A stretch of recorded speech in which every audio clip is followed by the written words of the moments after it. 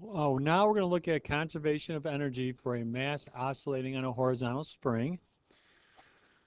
And the whole idea of conservation of energy is energy initial equals energy final. And it actually doesn't even have to be initial and a final. You could just say energy in one position equals the energy in a second position. And what you have to do is look at what kind of energy this particular mass has, and the spring as well. And since this is horizontal, there's going to be no gravitational potential energy. There's no change in height in any of these situations. So what you're going to have here is a variety of kinetic energy and potential energy in a spring. So right in the middle here, right at this position, at the equilibrium point, this is where the Vmax occurs. And out at the endpoints, this is where V equals 0. And what happens then is out at that endpoint, the kinetic energy, right there at that endpoint, the kinetic energy is 0. And out at this endpoint, the kinetic energy is 0. And in the middle, the kinetic energy is maximum. And the reverse is true for potential energy in the spring. The potential energy in the spring, or the elastic potential energy, what's happening there is that that's the maximum value. And out at the other end, that's where it's maximum. Elastic potential energy is a maximum out there. And in the middle, the elastic potential energy is 0. But then in between here, let's say you go right in this position, you would have both. You'd have both kinetic energy and potential energy in the spring. So really what this whole equation comes down to is you have the potential energy in the spring, or the elastic potential energy in position 1, plus the kinetic energy in position 1 will equal the elastic potential energy of the spring in position 2 plus the kinetic energy in position 2. Now sometimes these energies end up being 0. If you're at the end points, the kinetic energy is 0, and if you're in the middle at the equilibrium point, the potential energy is 0. So, but if you're in between, then you can have both potential energy and kinetic energy. So our equation that we're really going to use quite often for this horizontal spring is going to be this one right here. Now what we're going to do next is look at vertical springs.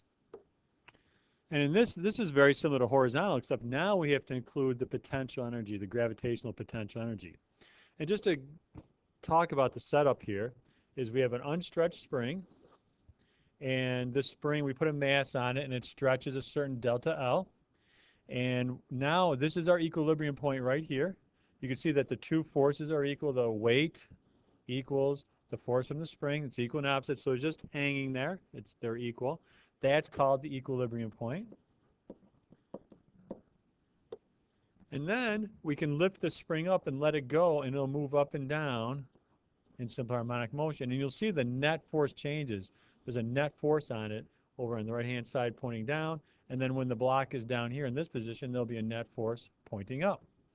But again, we're going to go ahead and use this idea of energy initial equals energy final. Or you can do energy 1 equals energy 2, because you have these different positions that you're going to work with. And what happens here is you have the potential energy of the spring, elastic potential energy, but now we have gravitational potential energy, U sub G. And when you measure gravitational potential energy, you always measure from the lowest point. Your H equals 0 is going to be right there at the lowest point, and then everything up above will be your H value. Okay, well, it will give you some kind of H value. When you do the potential energy, elastic potential energy, that's the stretch of the spring. That'll be the 1/2 kx squared, and your x value actually in the equilibrium point is this delta L. So you have to be careful that x and h are not the same here. And you'll have kinetic energy as well. So sometimes, and actually sometimes the kinetic energy will be 0, like down here at the end point. Kinetic energy ends up being 0. It's maximum in the middle. And that all ends up equaling elastic potential energy plus gravitational potential energy plus kinetic energy. Now, if you wanted to, you can write this all out. You can say 1/2 kx squared plus mgh plus 1/2 mv squared.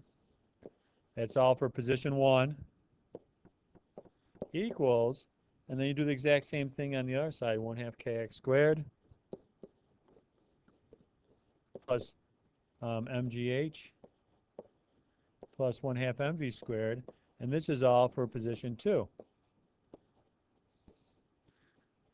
And that's your conservation of energy equation. So what you do is you just pick up position 1, compare it to position 2, and you can solve for whatever variables you need to solve for.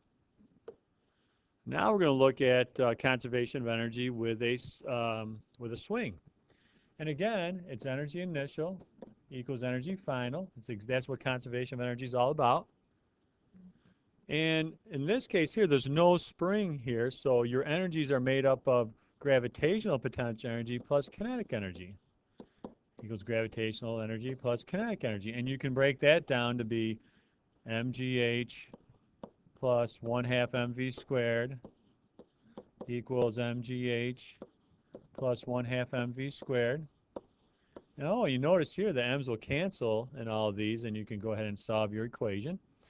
And there's some good things to know that out at these endpoints out here, where your velocity is 0, your kinetic energy is 0. But that's where your maximum potential energy is out there. Your gravitational is a max out at those endpoints. Because right there is your h equals 0. And where your h equals 0, that's where you get your gravitational potential energy is 0, and your kinetic energy is a maximum. And there's an interesting graph you'll see down below here. The blue part of the graph here is, this blue is gravitational potential energy. You'll see that it rises up and reaches some maximum and gets some minimum right here. That's the gravitational potential energy equals 0. And kinetic energy is the green graph. Goes like this. And kinetic energy out at the endpoints is 0. But if you add up those two graphs, you'll always get the total energy right across top. That graph right there would be the total energy graph. The total energy stays the same throughout the whole motion. And that's a similar graph that can be drawn for the previous two situations as well. So I'm going to give you new equations here. We'll start with the ones we know. We know omega equals 2 pi over t. And we also know that omega equals square root of k over m. That omega equals square root of k over m comes from this idea that a equals f over m.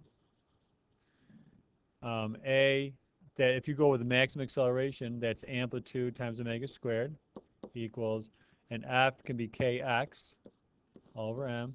And since we're talking about the maximum endpoint, that x really can be turned into an amplitude, and the a's cancel. And omega equals the square root of k over m. This is an equation you want to add to your list of equations. So anyway, you take these two and you set them equal to each other, and you get 2 pi over t equals square root of k over m. And so you solve for the period of a mass on a spring, and you get the period is equal to 2 pi times the square root of m over k. And since frequency is just a reciprocal of that, frequency equals 1 over 2 pi times the square root of k over m. So those two equations also are nice to have now. So these three equations are should be added to your list. And for a pendulum, for a similar equation for the frequency and period of a simple pendulum, period equals 2 pi times the square root of L over G. And frequency equals 2 pi, or 1 over 2 pi times the square root of G over L. So these two equations also can be added to your list for equations to use to solve problems. This tells you about the period and the frequency of the pendulum. Now what I'd like you to do on your own is to, and we'll talk about this in class, try to see, I want you to do this ranking problem, rank in order from highest to lowest the frequencies of the oscillations. So calculate the frequency of each of those springs and then rank them from highest to lowest.